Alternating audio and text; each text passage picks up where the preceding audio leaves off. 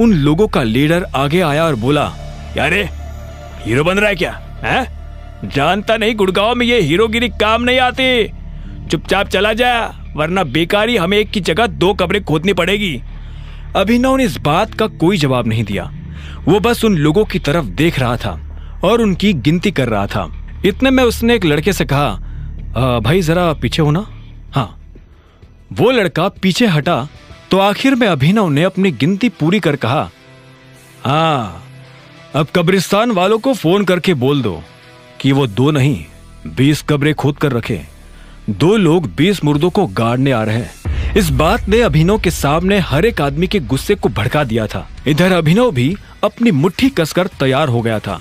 एक आदमी दौड़ते हुए अभिनव की तरफ आया और उसने अभिनव पर डंडे से वार करने की कोशिश की, लेकिन अभिनव ने उसका डंडा पकड़ा और उसके पेट में मार दिया।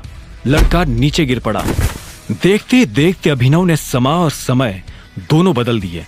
वो लड़का जॉनी, जो अभी तक उन लोगों से मार खा रहा था और जिसे लग रहा था कि अब उसके जिंदा बचने की कोई संभावना नहीं है, वो खुद अभिनव का ये रूप देख हैरान हो गया था।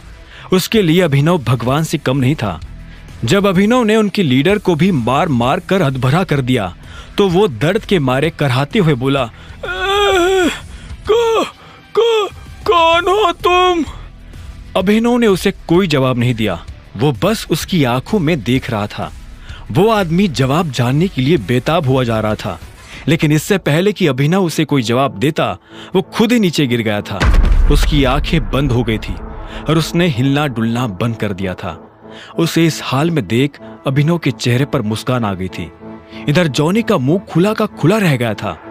उसने अपनी जिंदगी में ऐसा कोई आदमी नहीं देखा था जो एक साथ इतने लोगों को चित कर सके। वो धीरे धीरे अभिनव की तरफ आगे बढ़ने लगा था। अभिनव ने देखा कि उसकी होंठ के पास से खून आ रहा था। उसकी आंख के नीचे काला गड्ढा हो गया था। उसके पैर में मोच थी और उसके कपड़े फटे हुए थे। कुल मिलाकर उसकी हालत बहुत खराब थी।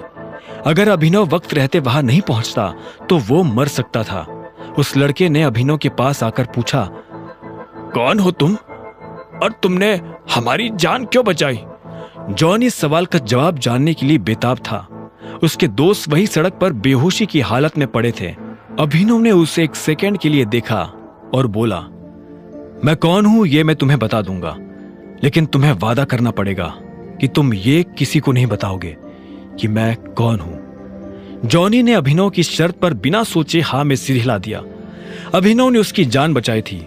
वो अभिनव के लिए अपने दिल में इतना छोटा सा राज तो रख ही सकता था। अभिनव उसके पास आया और उसे अपना कान पास लाने का इशारा किया। जॉनी अब अपना कान पास लेकर आया। अभिनव धीरे से उसके कान के पास झुका और बोला, मैं टाइगर हूं। और इतना कहकर वो 2 कदम पीछे हो गया।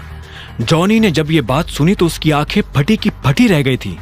वो बिना पलक झपकाए अभिनव को देख रहा था। कुछ देर के बाद अभिनव हरदेव पाल सिंह के घर आ गया था। इतने सारे लोगों को मारने के बाद अभिनव के हाथ पैरों में बहुत दर्द हो रहा था। उसने गाड़ी पार्क की और एक गहरी सांस लेकर अंदर जाने लगा। वो बहुत धीरे धीरे और ध्यान से अंदर जा रहा था। मुझे तो समझ नहीं आ रहा कि अब हमें करना क्या चाहिए। मेरे हिसाब से हमें गौरव से कहना चाहिए कि वो अकरम से इस बारे में बात करे। अब तो वही हमारी मदद कर सकते हैं, राजीव ने कहा।